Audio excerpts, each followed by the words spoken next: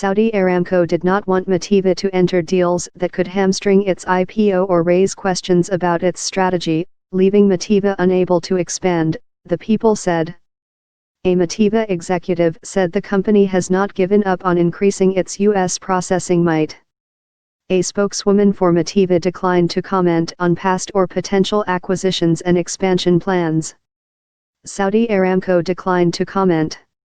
Vision 2030, the Saudi Crown Prince's signature economic program designed to lessen the kingdom's reliance on oil, also undercuts the need for U.S. expansion, said Andrew Lipau, president of refining consulting firm Lipau Oil Associates.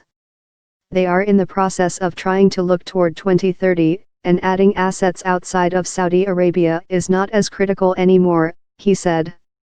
A refinery in the United States doesn't create jobs in Saudi Arabia.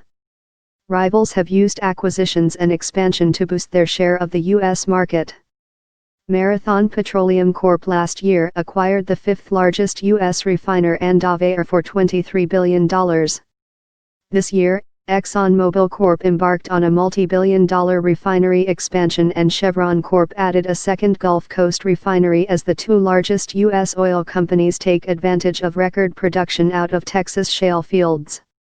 The United States is now the world's top oil producer, pumping more than 12 million barrels a day.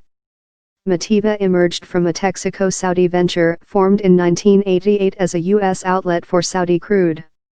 Last year, Saudi exports to the U.S. fell to 949,000 barrels per day, BPD, only the second time that figure has been less than 1 million BPD since that year, according to U.S. Energy Department data, as the United States gets more barrels from Canada than OPEC producers.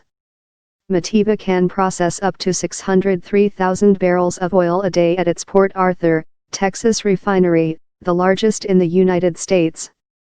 The plant, which processes U.S. and other crudes, does not disclose revenue. In February, Motiva ended talks with Curaçao over a request to operate its 335,000 barrel per day Isla refinery and storage terminal. Those discussions ended after the Isla refinery's supervisory board in January disclosed a corruption probe into selection process for a new operator. They didn't want to be dragged into a corruption scandal. It was fraud, said another refining consultant familiar with the Curaçao talks.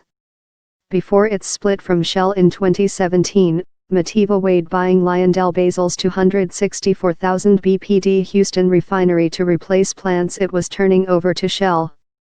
Motiva pulled out of the sale process, fearing it could be seen as overpaying for the plant after outbidding other refiners, said a person familiar with the talks.